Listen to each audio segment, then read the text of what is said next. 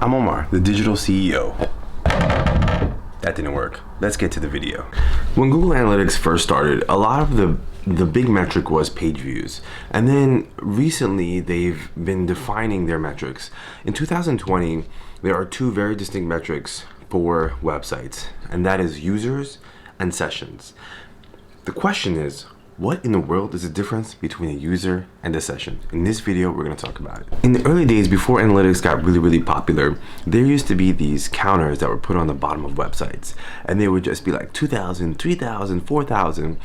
And as a website got traffic, it would just be this counter that would be ongoing. But it never really meant anything because it was like, well, I got 10,000 views on my website, but what did that actually mean?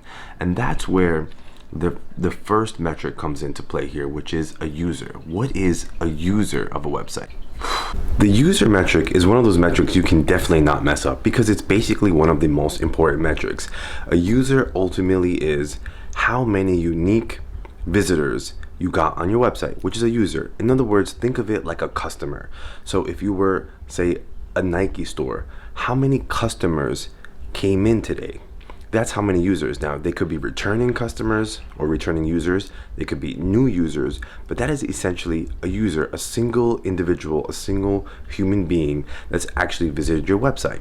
So if you go to a website within the frame of 1 month and you see 1,000 users, you have 1,000 unique individuals that have landed on some place on your website within that period of time. Now let's talk about what a session is, because that is like, why in the world are we talking about sessions? Now let's talk about what a session is. Wait, hold on, let me get rid of what is this?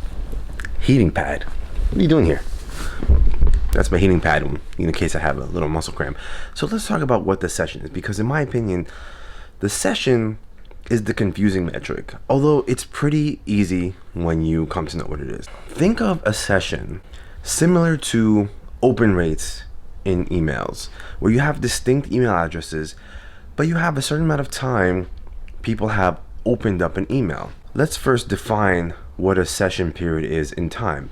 It's 30 minutes by default. So Google defines, which can be changed by the way. The session is how many users altogether created sessions on your website. For example, if one user came to your website 5 times in 30-minute increments of time, then that's 5 sessions. So a single user can essentially create 5 sessions, which is 5 visits. You could look at it ultimately like a session is how many visits you got from your website, no matter from the same user or new users altogether, but in 30-minute increments. If they land on your site once, leave, come back within 5 minutes, that's still 1 session. By the way, a lot of people don't know. Let me tell you in the next section. So while Google defines a session in a 30-minute frame of time, people don't know that Google has actually given you the ability to change how long the session is. So you can actually make it 60 minutes, an hour, or even less if you want,